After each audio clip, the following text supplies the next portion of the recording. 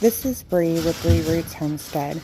One of my big projects today was to pull the leftover meat and produce out of our deep freezers so that we could put the new meat in. I just went and picked up a quarter cow and a whole hog that we will organize and get put in the freezers. One of the things I love using YouTube for is body doubling. I like to put a video or a podcast style video on in the background. Sometimes I like watching the cleaning videos or organizing videos where they just have music playing in the background. While they're getting stuff done, I can get stuff done. That's kind of how I want to set this video up. It's a little bit lengthy because I'm pulling everything out of these freezers and, like I said, organizing all the new things. So most of it is going to be music in the background, and I'll chime in here and there. I will share the cuts that I got and the amounts for those cuts, and then some of my meal plan ideas as well.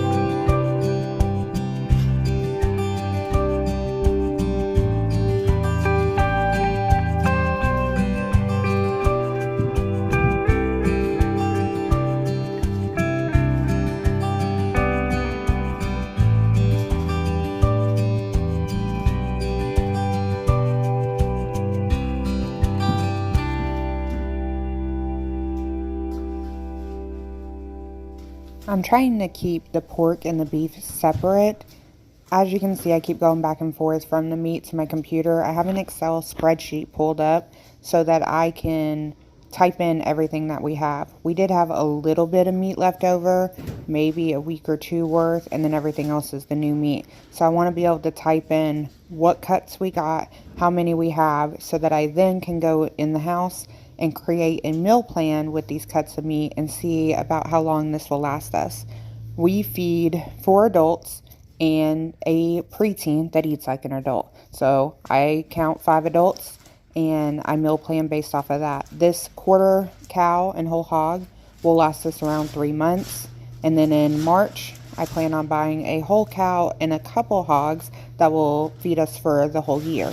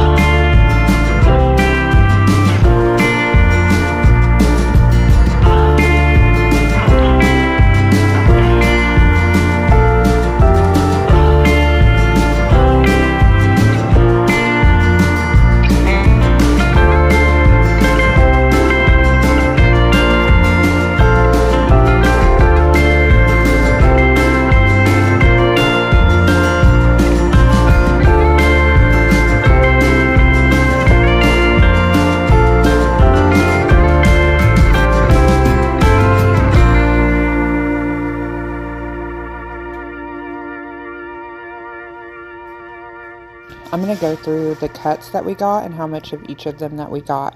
So again, we got a quarter cow and a whole hog. So for the quarter cow, I got one big beef brisket, 12 roast, 71 pounds of ground beef that I have in 1 pound packages, a package of oxtail, 16 ribeyes that I have packaged, 2 to a package, and they're 1 inch thick, a set of beef ribs, a couple packs of stew meat. I think I got 5 total and about 1 pound each. I did get a beef tongue. That is one of the things that is optional. You don't have to take organs or the fat if you don't want to. I like taking everything and deciding how I want to use it on my own. The beef tongue is really good. We make a Mexican dish with that. It is small comparatively to some of your other meat though. That was all that I got for my quarter cow. I have ordered a quarter and a half at this point, and I'm looking forward to ordering the whole cow in March and see those extra cuts that we get. For the hog, I got a whole hog. With that, I got 22 pounds of bacon that I have in 1 pound packages, 10 packages of pork chops. In those packages, I have 2 pork chops, 1 inch thick a piece. So we got 20 pork chops total. 20 pounds of ground sausage, and I have it seasoned with sage. My butcher has a couple options for how you can season that. I have them in 1 pound packages. A set of pork ribs, 2 ribs. And then this time, one of the things I got different is instead of getting all of my sausage ground, so where I would have got 40 pounds of ground sausage, I had them do half and half. So I got that 20 pounds of ground sausage, and then I got 8 packs of sausage links. I was pleasantly surprised with these. I thought they were going to be like the little breakfast links that you get, and they were more like bratwurst sized. So I'm excited for us to try those out. I get 6 to a package, and I had 8 of those, so 48 sausage links. I also got a small package of smoked pork shanks, 2 huge shoulders. Those are going to be great for the smoker. A package of pork steaks, 12 sugar cured ham slices, a package of pork tenders. Actually, I got 2 packages of the pork tenders. And then what you see in this video, but I didn't pick up today, I had actually picked up a couple weeks ago, is I also buy our whole chickens from another farmer, and I had picked up 20 of them this last go around, I believe.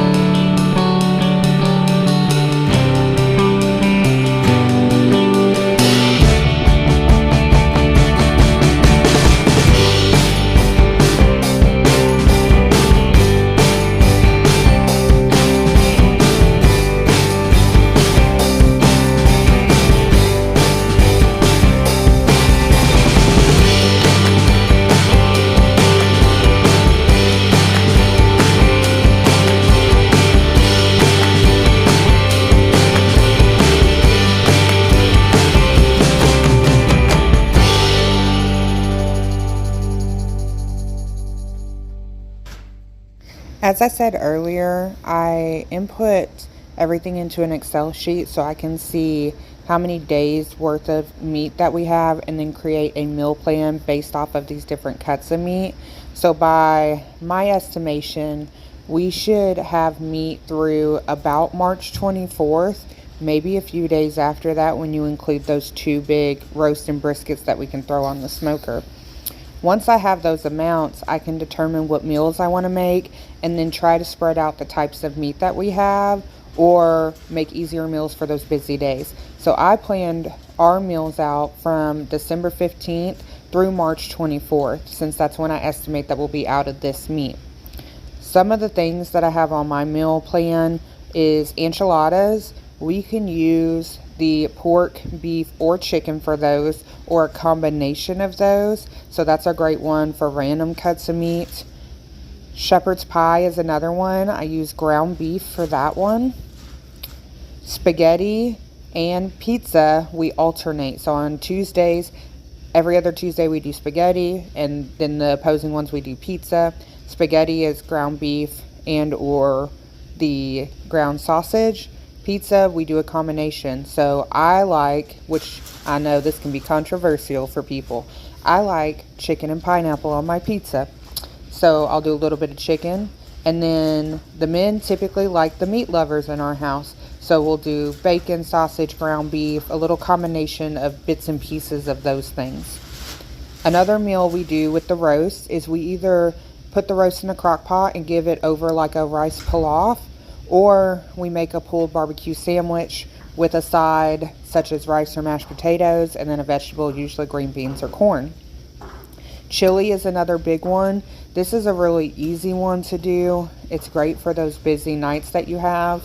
And again, you can kind of throw in different cuts of meat. We usually do ground beef, but if you're running low on that, you can throw in cut up pork chops, the ham pieces, anything like that. We do ham fried rice on Fridays, and that's what those sugar cured ham slices are for. And then Saturdays we do chicken and dumplings. So in a previous video I showed what we do with our chicken. I cook up the chicken and dumplings with a whole chicken, and then after I pull the meat off of those bones, we put that carcass back in the crock pot and let it cook for 2 or so days until those bones mush in your hands, and that's when you know that your broth is ready. So by using the whole chicken, I get my chicken for that chicken and dumplings, and then I get my broth for the rest of the week to use for other meals.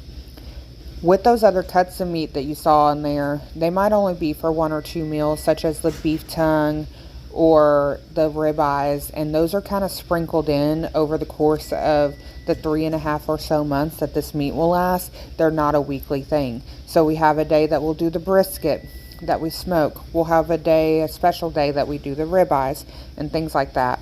But we can change up this menu if we're feeling like we really want a different cut of meat. But this is a good thing for us to kind of go by that just makes our weeks go by easier when it's pre-planned.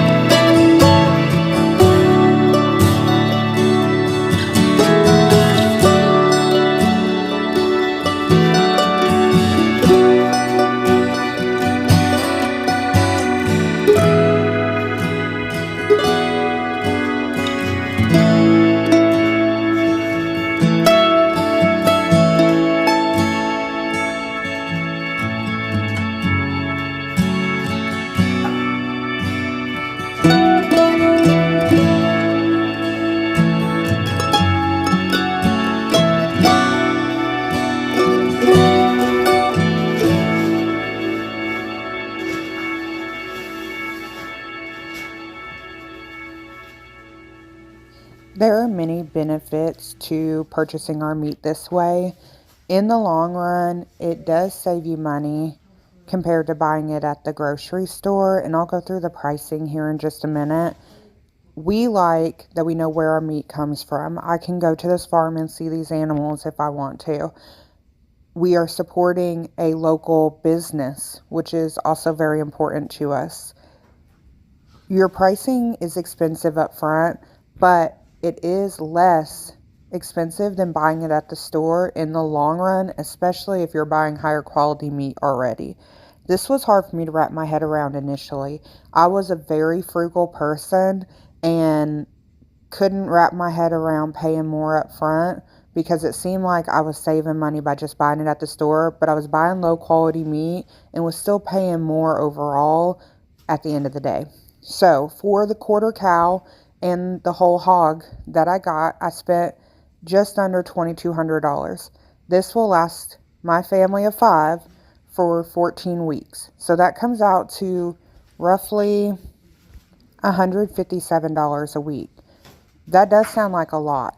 Again, that was hard for me to wrap my head around. I budgeted our groceries at $400 a month 12, 13, 14 years ago. And I stuck with that budget for a long time. I was able to make it work. But again, I was not buying good quality food. The economy has changed and prices have increased and increased and increased. When I go and I look at what I spent 2 years ago, 3 years ago, before we started buying our meat like this, we easily still were spending this much. I might have said I budgeted $400 for groceries a month, but that didn't include the stops in the middle of the week to re-up on whatever we were out of. That didn't include eating out or anything like that. So at the end of the day, I was still spending what I spend now on food, just in multiple trips. Now I spend this maybe a few times a year. Again, starting in March, we're going to do it once a year, and I'm spending the same amount, but I'm getting better, higher quality food. These prices obviously are going to be different depending on where you live, depending on your farmer, or whatever the case is. Where this saves you money is the types of cuts that you're getting. So for the beef, I pay for a quarter cow, I believe $5.50 a pound, and it's cheaper the more that you buy. So like a whole cow, I think is $5.15 or $5.20 a pound, something like that. But for that $5.50 a pound, if you go to the grocery store and you look at ground beef, you can buy the cheapest ground beef for I think a little under $4 a pound here. And if you want the grass-fed organic meat, ground beef, you're going to pay $7 or $8 a pound. So the ground beef I'm getting is already cheaper than that expensive ground beef at the store. And it's only $1.50 more than the cheapest ground beef I can buy at the store.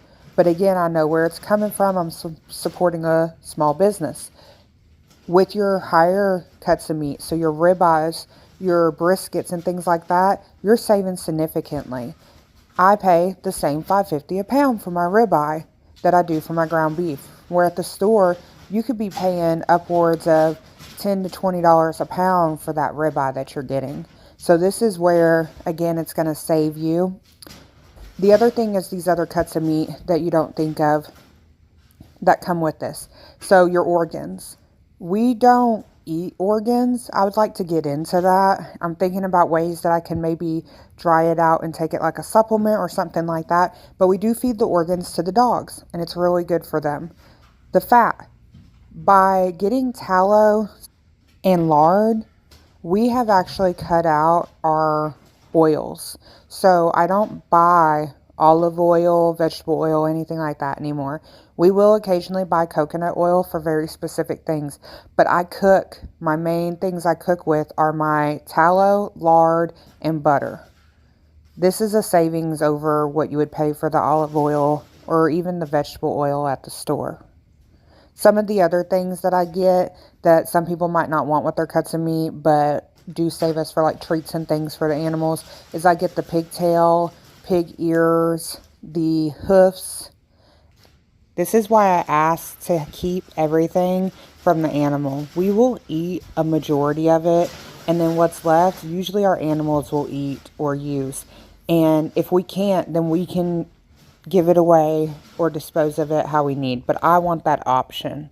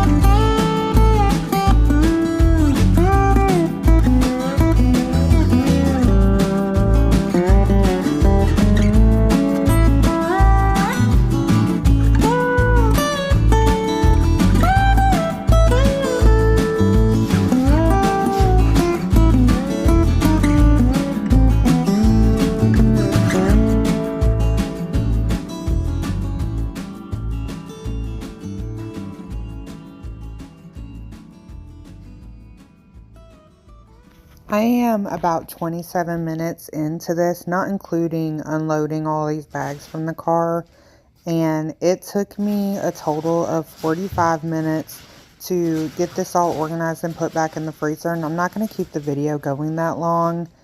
I'm starting to put the meat up now, as you can see. What I do in the smaller 5 cubic foot freezer is I put the organ meat in the bottom, and then I put the pork on top. And then in the 7 cubic foot freezer, I put our beef, and I also put our soup bones and things like that in there.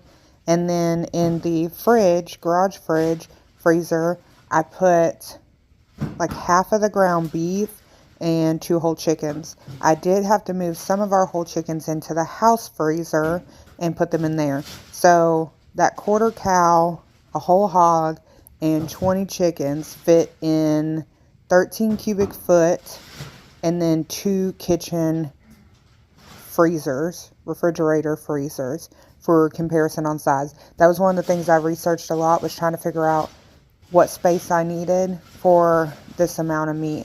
This fits perfectly.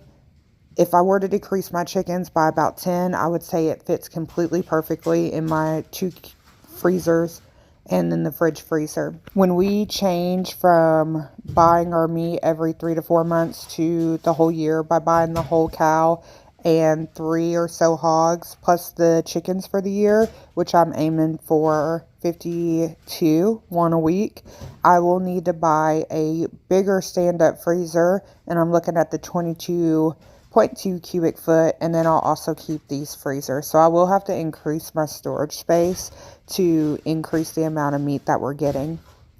That's going to be it for this video. If you like seeing videos like this, just lifestyle videos in general around homesteading, continue to watch for more. I'm going to upload videos doing stuff in the kitchen, cooking, preserving food, homeschooling, and then things outside like our gardening and tending to the animals.